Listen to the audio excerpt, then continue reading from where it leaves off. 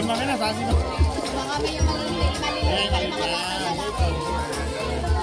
Yan, maliliit na. Okay, okay. Sige. Please. Di ba maliliit pa yan? Kabila partner. Sa dulo, kabila side ko naman.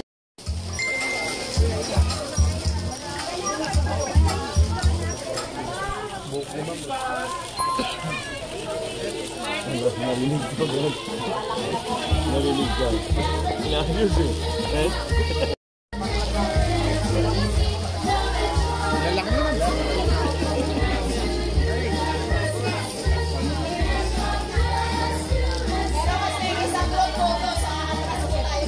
Sa photo op now. Sa photo op na.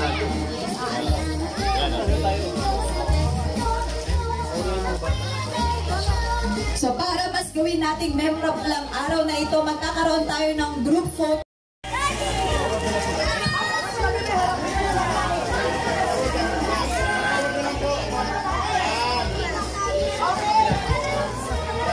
Okay, compress tayo.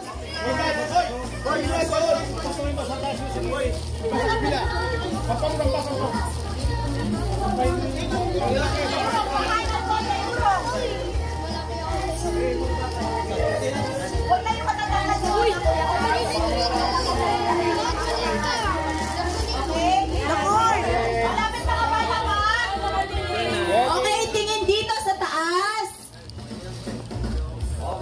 Okay, sir, saglit lang po. Alright, saglit lang po. Hold po.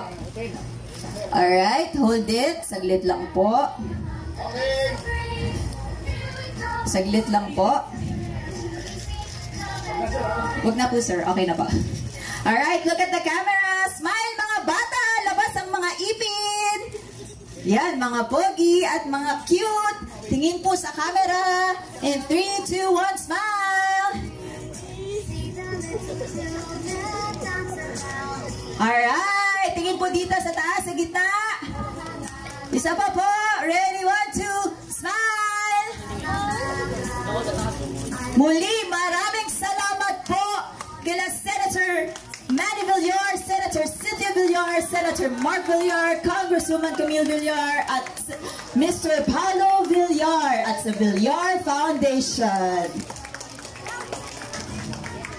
At ngayon naman, syempre, hindi maaaring matapos ang ating event nang hindi nakakadinig ng isang mensahe mula sa ating pinakamamahal na senadora, si Mrs. Hanep Buhay, Senator Cynthia Villar.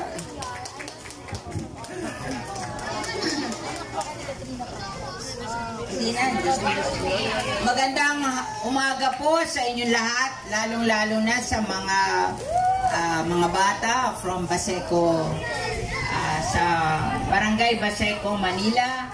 This is our 14th year to celebrate Christmas. Dati-dati nagpupunta tayo sa Tagaytay, pero ngayon, dahil nagtayo na po ang Villar Foundation ng isang children's park dito sa Las Piñas, kaya dito na kayo namin dinala. After lunch, na kakain na tayo, you can play. Yung iba, pwedeng mag-zipline. Yung iba, pwedeng mag-horseback riding. At yung maliliit, pwede na sila doon sa children's park. Marami kayong masasakyan doon. At yung mahilig sa pet, meron tayong pet park din dito. Oo. Kaya naisip namin na dito kayo dalhin kasi dito ay maraming magagawa ang mga bata. Thank you sa tatlong kagawad from Baseco. Oo. Maraming salamat na sinamahan nyo yung inyong mga constituents sa Barangay Baseco.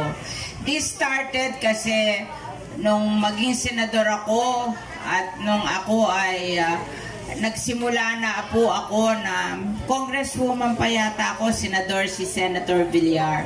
ay nagpupunta na ako sa Baseco. Nagtanim ako ng mangrove doon para pag may typhoon surge, hindi kayo madamage ng typhoon. Nagtayo tayo ng vegetable garden doon sa Baseco. Nagtayo tayo ng weaving center sa Baseco. At nagtayo rin tayo ng pag-process ng waste coconut husk into coconut. At saka yung pag-weave ng blanket. So naglagay tayo ng mga livelihood projects sa Baseco at tumigil lang tayo kasi nung COVID-19 pinagbawal na tayo ay magkikita-kita kaya napatigil. Pero we still continued with our annual Christmas party. Oo. Kaya lang ang mga bata ngayon ay mga kamag-anak na yata nung unang bata na dinadala namin sa Tagaytay. Oo. I remember, nare-remember namin ng Baseco kasi ang kumanta kayo, yung mga bata ng Baseco para sa jingle ni Senator Manny Villar. Naalala nyo ba yung naranasan mo bang maligo sa dagat ng basura? Yun ang kinanta ng Baseco Kids for Senator Manny Villar. Kaya hindi namin nakalimutan yon. Kaya every year, yung mga Baseco Kids, dinadalaw namin dito para mamasyal sila at magkaroon sila ng annual Christmas party. Makakaasa kayo na taon-taon gagawin pa rin natin to sa next generation of Baseco Kids. So marami pong salamat for coming and nice lang naming paalala sa inyo na mahal kayo ng Villar family. Maligayang Pasko at manigong bagong taon sa lahat sa inyo. Thank you.